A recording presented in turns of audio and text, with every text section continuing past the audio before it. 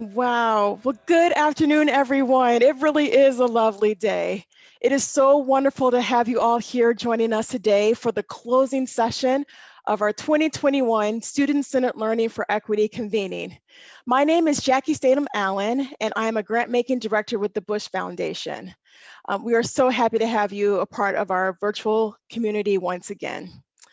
What a week and a half it has been. Wow. We kicked things off about 9 days ago, and since then we've had 24 breakout sessions. Those sessions were engaging and thought-provoking and energizing and a lot of fun too. And so thank you so much to all of you for participating in those, and a special thanks to each of our presenters. We couldn't have done this without you. I'd also like to give a huge thank you to our planning partners, to YouthLens 360 team, in particular, Dario Otero and Matthew Wales and the rest of the team for all of your work with the video editing and the school tours, and also for our host Biggs for the opening plenary. To Bridgemakers and to all the youth who shared their stories, their ideas, and their talents with us.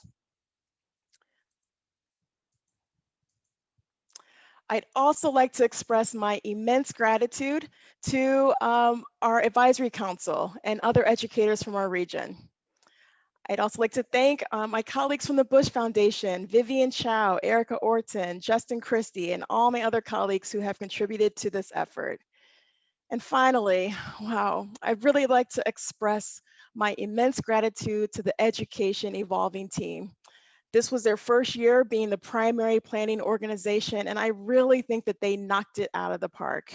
So to Marcus, Amy, Carly, Alex, Danica, Lars, thank you so much for all of your work on this effort. I'm not sure why my video keeps turning off. Thank you so much for all your work on this effort. And it really has been a pleasure working on this with you all. So finally, before we move on, I just got to say thank you to each of you, all of you who are here today, who took time out of your busy days in order to be a part of this closing convening. And before I pass the mic to Danica, who is going to be the host for this afternoon, I'd like for all of us to take a look back at what we experienced as part of this community over the last week and a half. My name is Shavarius, or I go by Biggs, and I'll be your host today for the second virtual convening of the Student-Centered Learning for Equity conference. This means a lot for me, being a student and somebody who really just feels it's important to have the student be the focal point of education, because without the student, it wouldn't be education. At the end of a very exhausting school year, I think we all have lost count of how many virtual meetings and conferences we've attended throughout the past 12 months. And yet, you chose to be with us today. Student-centered learning has never been so important in making sure students know who they are, how they learn in a digital world that has snuck up on them, and where they want to go with their lives. In order to build that strong relationship, the student and the teacher has both had to put in energy and be willing to build that relationship. Throw some courage and some motivation in there and some sauce and whip it up. It's going to be smooth. Poet Lucille Clifton says that they ask me to remember, but they want me to remember their memories, and I keep remembering mine. This is the struggle of ethnic studies. I've often said that you can learn so much about schools if you just listen to kids. They'll tell you where they're learning. They'll tell you where they're not learning. They'll tell you where they're safe. They tell you where they're afraid. From disruption means strong relationships. We all benefit from our supportive networks whenever we are in crisis or our lives disrupted. How do we, learn from them? How do we make them part of the school community in ways that really, make the walls of the school not barriers, but really like fluid?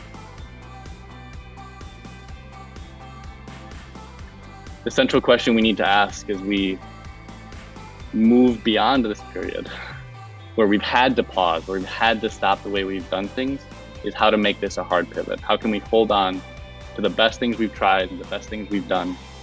You support, no matter how crazy it is, no matter how crazy the idea is, you support, no matter what.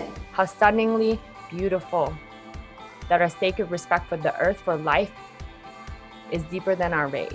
And I think we have to kind of come back a little bit and think about like why we got our first teaching job, when we sat in that interview and we told people, here's why I'm going to be a great educator.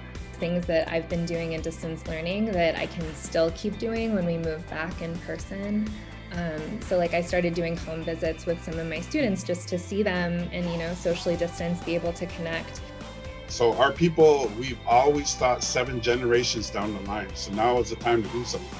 The time is here where it's among us where we can, open that door once again. It's okay to sing our song. And by song, I mean our language, speak our language, tell our stories again. Healing forward means to stay in our humanity, that we see each other, that we truly see each other for who we are. Thanks everybody for coming out. Peace and love.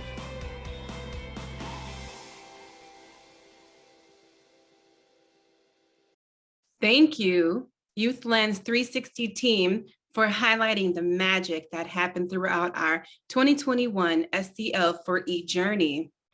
Hey everybody, my name is Danica Leonard. I'm the Policy Director for Education Evolving. And again, thank you for joining us as we close out on the 2021 SEL for E, Learning from Disruption and Healing Forward.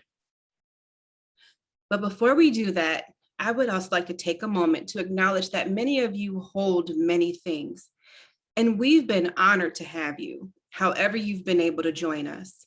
Whether you've hopped on and had to hop off quickly to teach a class, or if you viewed the previous session recordings on sketch.com late at night, or if the planets seemed to align and you were with us from start to finish.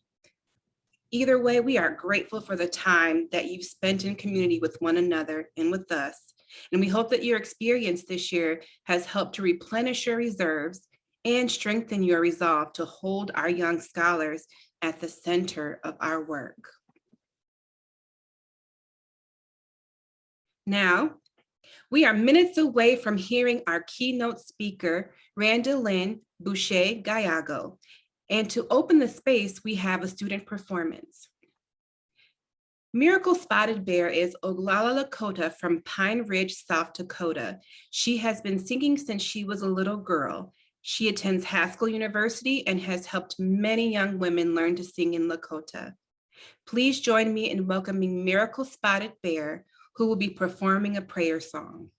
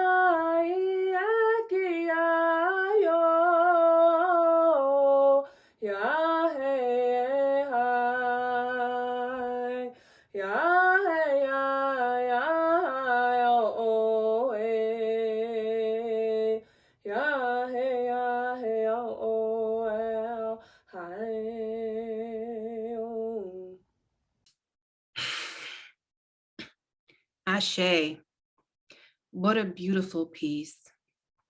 Thank you, Miracle Spotted Bear, for sharing your gift with us. I now have the pleasure of introducing this year's closing keynote speaker. Zitkana Duta Win, Redbird Woman, Randilynn Boucher-Giago is an enrolled member of the Dene Nation and a member of the Sisseton Wahpeton Oyate. She is an education consultant currently working with Native communities in South Dakota.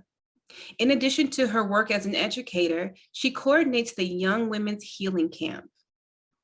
Randilynn works with youth to strengthen their identity and cultural understanding mentally, spiritually, emotionally, and physically. She is also an artist who creates and teaches cultural art as a way to empower her community.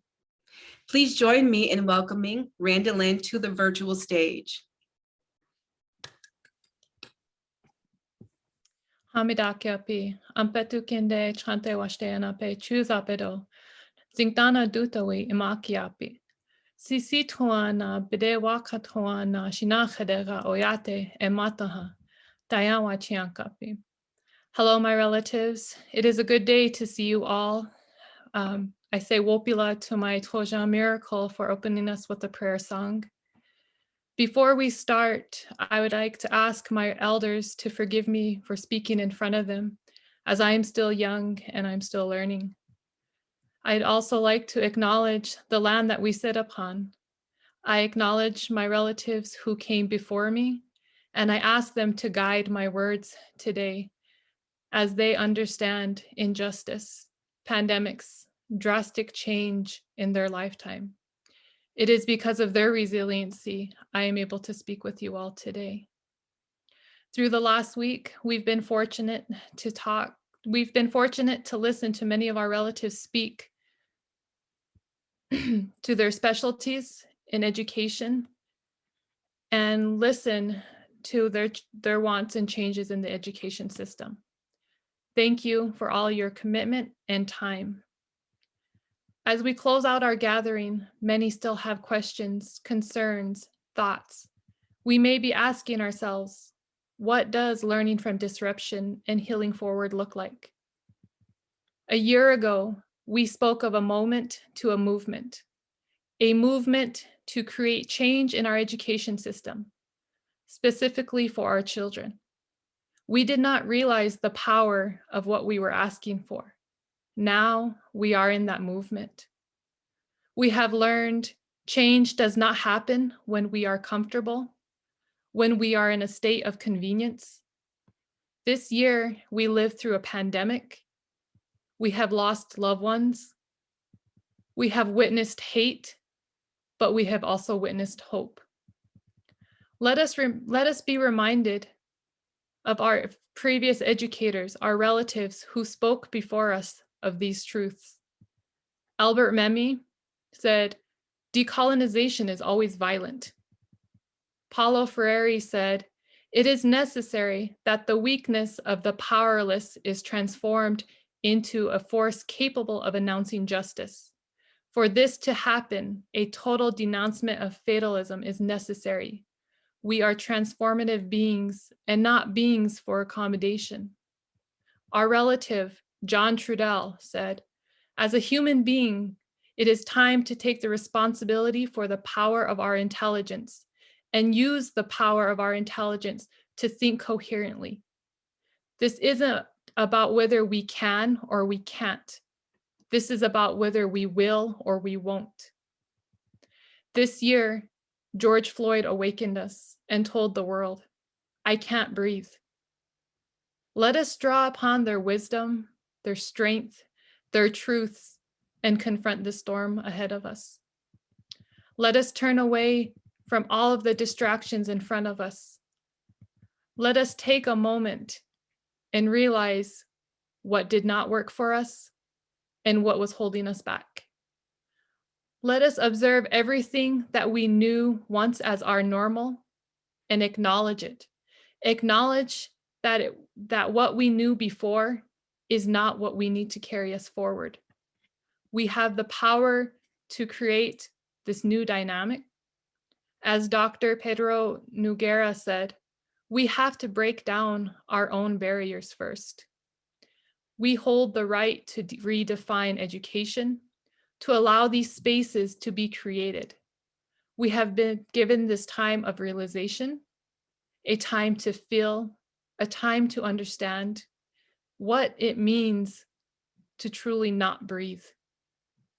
A time when we are reminded of what it means to build communities, to be a relative. We have to remember what it means to be a relative to one another. As a relative, we have a responsibility to see, to hear, to listen, to trust, to guide, to show compassion, to learn together how to be human. To be able to exist as a relative to all of those you encounter and treat them as a cherished person is power. Today, many of our younger relatives carry a heavy heart and feel as if no one sees them or hears them. There are many different situations, but being able to have the power to see past that and see them as a relative is empowering.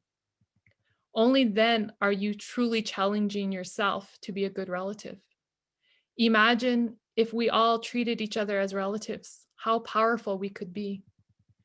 My Dakota relatives and other Indigenous nations lived by 7 generations forward in thinking, living, and actions, always looking ahead in how their actions would impact the generations after. Each of us has that ability to create community. Today, we make the choice to reach out and decide how we will keep pushing forward, how we will keep this change going and create our new normal. If each of us reached out to 5 young relatives, maybe 5 other educators, 5 other communities, and created a space of listening, seeing, learning, we are one step closer to creating a space for the youth to gather, for a space where everyone is seen, a space of active listening. Now take all that was said in these gatherings, in these spaces, and direct it towards action. Action does not come from the higher ups. It starts with each of us. It starts with the active choices we decide to make. We have witnessed relatives take to the streets in the past year to stand against injustices. We have seen our relatives stand up for the land under drastic conditions. A Dakota relative, Ishi Harvey Quinn, said, "There are many days coming and there's always something different.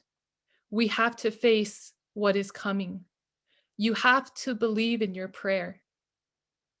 Not everything comes quickly. You have to be able to have patience. What I pray for is the way I have to live my life. I have to go back to my prayer and remember what I am asking for. You are here to find your balance." And in these words, he reminds us, only through prayer, only through these children are we capable of producing what they want. Our actions and who we've become are tied to many relatives around us. They shape us, they guide us, they direct us. Our actions now will guide and direct our younger relatives in who they're supposed to be. It will help create the society that they want, the education system that they want, because it is through them that we continue. Pidamaya. Wow. Thank you, Randilynn, for sharing your wisdom with us and reminding us just how connected we really are. Community, please join me in applauding Randilynn for her great keynotes and share in the chat your reactions and appreciations. Or you can use an emoji too.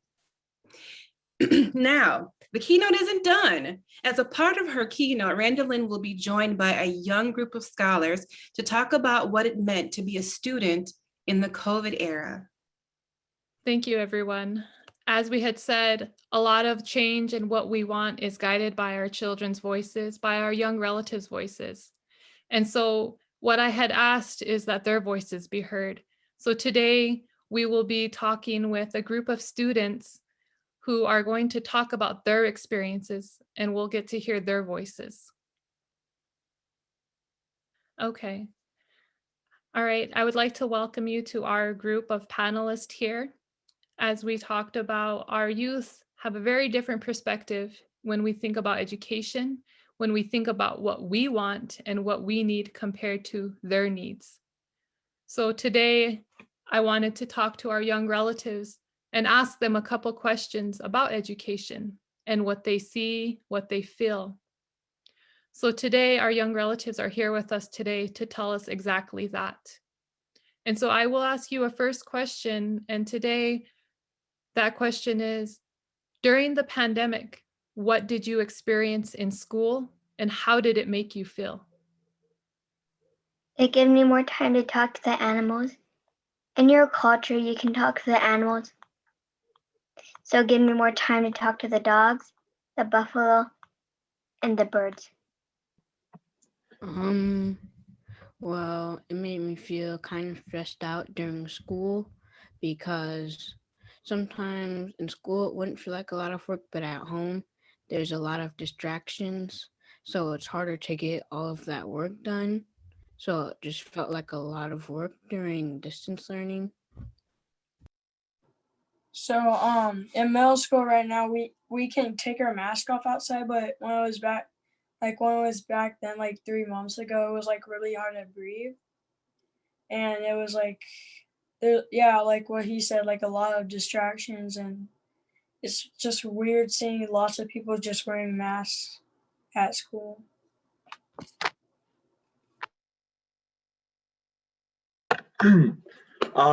So with being online and such, it was the tough part was just like all the fun stuff with school's gone.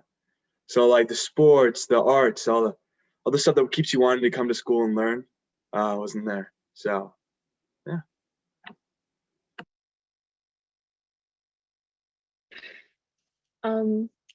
So with where I went to school, it was mostly like virtual learning and like literally until the last month of school. And I felt like my entire like senior year was taken away from me, and it was kind of like upsetting. And it was really overwhelming this year, like due to COVID circumstances. But I also understood the safety that we had to be under within to keep our like relative. It's hard seeing our friends. Thank you for that. I can only imagine your guys' experiences, but you guys are very strong. And thank you again for being here today to talk in front of everybody, to tell them how you feel. What do you want education or your school to look like? What do you see it? What would you like to see it become? Me and my brother Mahbi are gonna start a school about Lakota and the culture. If they don't learn, they won't know their culture. So we have to make sure they learn their culture, or we will lose it.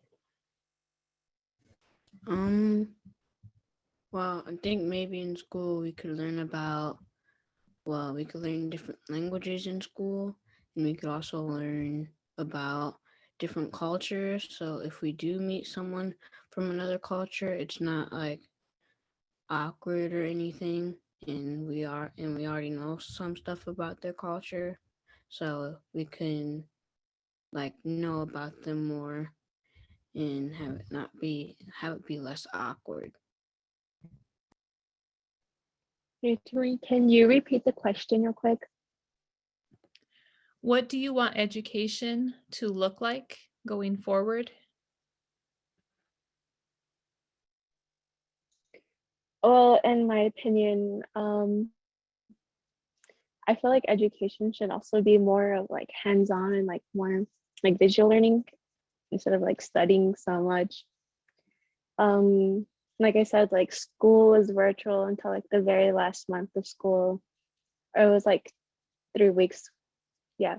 But in those like 3 weeks, we went back to school. I really appreciated the time my teachers took to like take us outside and like have lessons like outside and like connect their lesson plans to like nature and everything. So that was really fun for me.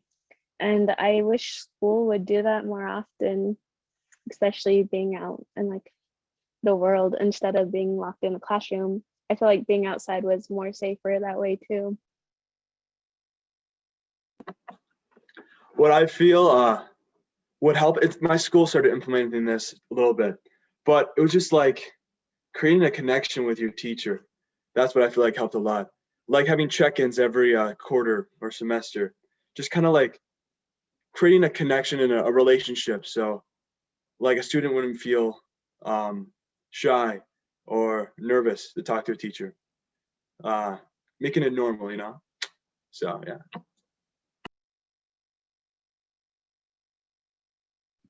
Ariana or little DJ? You're on mute, sweetheart. I don't really have anything to say for this question. Ariana, do you have anything to share with us? No. No? Okay. So my next question is, what would you like teachers to know? What would you like to tell them about your education? What would you like them to know? If you could tell them anything, what would it be? Lakota pina isinila. That means speak Lakota or be quiet. I would just say huge thank you for all the work you've been doing. I feel maybe at the beginning of the pandemic, I feel like the gratitude was a lot there, but now it's just, I think it's kind of waned off. So what you do,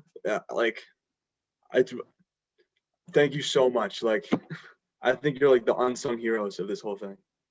So, and just to give you some grace too through everyone, like it's just a tough time for everyone. So I would just want to say thank you. I would say what he just said. I would say thank you for all the time they spent with us on the Zoom meetings before we got to go to school and everything. I would also say thank you as well for teaching me, because this year I actually have learned a lot from this year, and sometimes it's been fun, sometimes it hasn't been fun, but I have just learned a lot as well. Same as he said. Okay. So if we were to go back to school next year, what is it that you would like to see continue in education? What kind of space would you want to see your school open up for you? Being safe and play with your friends. And do work, of course. Seeing like continuing to learn more stuff throughout the school year, pretty much like this year, like teach new stuff and maybe do like wider topics, not like the topics from like where you're supposed to do, maybe do like topics that, like, yeah, just wider topics basically, like stuff that could help us in the real world, like stories and stuff about what has happened, because that's something that my teacher has been doing sometimes and it's been fun. Can you repeat the question again? When we go back next school year, what is one thing, or what do you want to see continue? What do you want to see in your education space? More field trips. So with my high school, I mean, I already graduated, but so as like coming from an Indigenous student, my high school, most of the teachers there are predominantly white.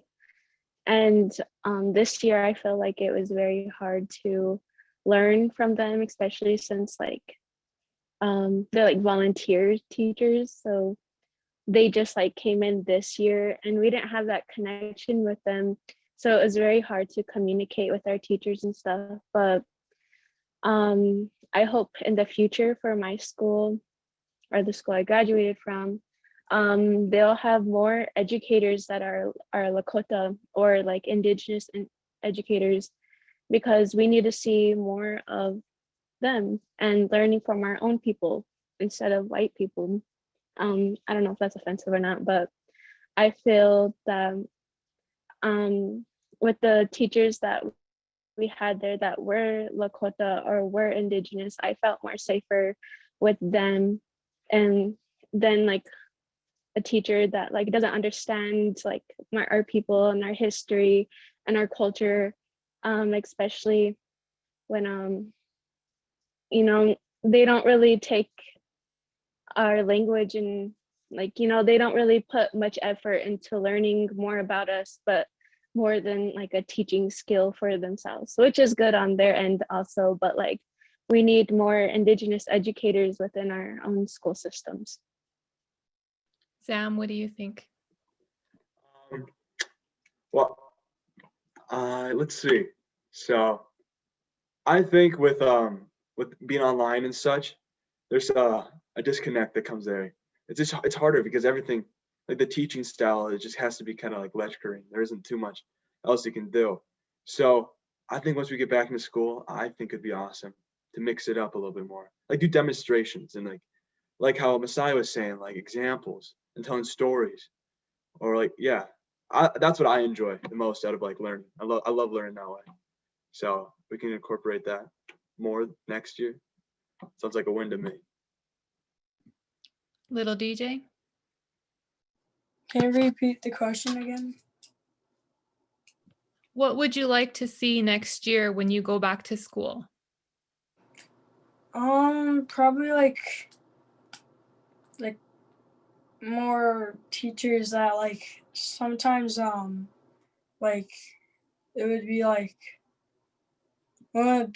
so like if you raise your hand and like lots of people in the class had questions, the teacher can only answer one at a time. It would be easier if there was like one more teacher to help out answer some questions. Ariana?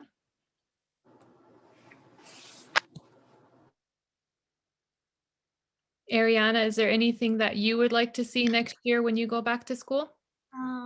More field trips. Oh, that's right.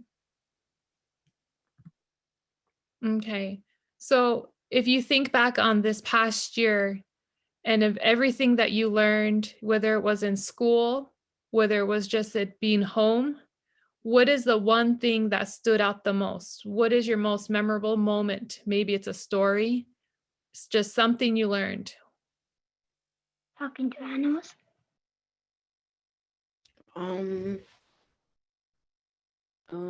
Like some stuff in math, like learning about variables. That's been fun, but also hard at the same time. Sam, Tyler? I'm still trying to think through it, but I think one of the most important things I learned it's just probably just live in the moment and just go with the flow. It's so many things this year have just changed in and out, and you don't have control over it. It's all out of our control. So to just like live in the now and just enjoy the moment and learn as much as you can in the moment, it's really all you can do. So Wichakpi, did you have a question? Can I go bathroom? Huh. Tojan, Tyler? Something I think was very like memorable is that Gaffarik, Two Dogs and Uchiathane had that camp. Like I don't know what to call it, like I don't know, but I felt like it was very healing. Like especially creating the bonds that I did with like the women there, because like my entire life I grew up around men. I am still like surrounding myself like by men because like they're my teachers. Like I don't really have like that mother figure in my life, but like going to this camp and learning more teachings about our culture and our language, it just being able to freely express myself with other women, especially like women who look like me, was very like healing for me, and I really appreciated their presence and them offering like this love and support that they were like just wanting to give to the youth that wanted to learn. And you know, I feel that was really something important to me and that I think I'll always like hold. Yeah. Masai, did you have a question?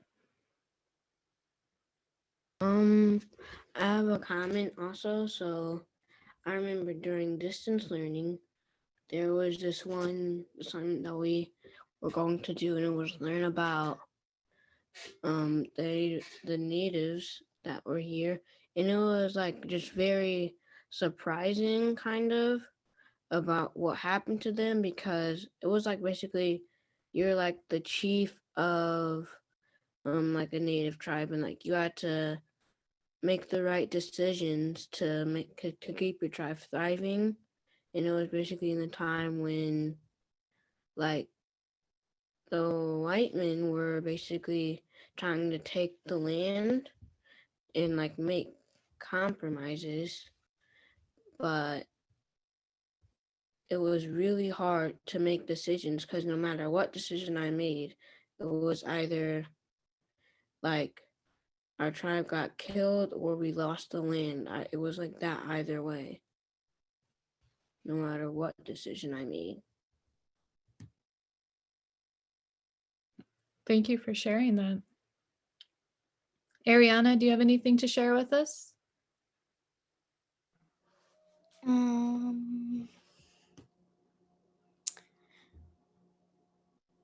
How to learn how to figure out a Rubik's Cube. Those are pretty hard. So that's really important. Little DJ, do you have anything to share with us? Yeah, I learned about lots of stuff in the war. So we're in World War I and World War II. And back in the day in Minnesota too. Well, I want to thank you guys for sharing your words, sharing your thoughts and your wisdom with us, because it's your voices who help us really understand what education looks like. And so it really takes a lot of courage to talk in front of a lot of people, and you guys did a really amazing job. So I want to tell you thank you for that. And, you know, maybe somewhere down the future, we'll get you guys all in person and do something fun. And that would be amazing because each of you have different stories to tell and share with each other. And each of your stories can help each other learn. So once again, I'm really happy and I'm really thankful to each and every one of you for sharing with us today. Thank you. Yeah, it was real nice getting to know all you guys, and thanks for letting us come. Woo! Wow, y'all. Thank you, Sam, Tyler, Dario Jr., Masai, Wishapi, and Ariana for sharing with us today. Randilynn, thank you so much for holding space for our kiddos. Y'all, this is why we do what we do. I'm inspired. Like I am beaming with pride, and I am inspired by our future. Like I always say this every time I'm with a group of students, I'm always like, the future is bright. And if it wasn't clear to you today how bright our future is, you must have sunglasses on. So this brings us to our close. Before we go, I want to thank you all again for attending SEL for E 2021, and we look forward to seeing you in 2022. If you'd like to help design next year's conference, we'll be sharing a link in the chat in just a moment to a Google form where you can apply to be on the advisory council for next year's convening in spring 2022. This is where you'd go if you have any ideas you can share. We'd love to have you. Please apply. And also, we realize that sometimes synchronous learning has been hard this year for adults and students alike. We heard that in the panel too. And so we want to let you know that we got a lot of emails throughout this convening from folks asking for recordings of the plenaries and the breakout sessions. And we have added a new videos tab to the SEL4E.org website. Check it out and catch up on the opening plenaries, the closing one, which will be posted soon, and breakout sessions, or any of the school tours you might have missed. Lastly, we've put a link to a quick survey in the chat. Please let us know how we did. We always want to take in all the feedback to make sure. Everybody look around, because there's a reason to rejoice. And we're going to get started with some dancing. So everyone, panel, PE, Bush, are y'all ready to say bye? Let's say bye. Y'all take care. Take care of yourselves. Take good care of yourselves. Bye.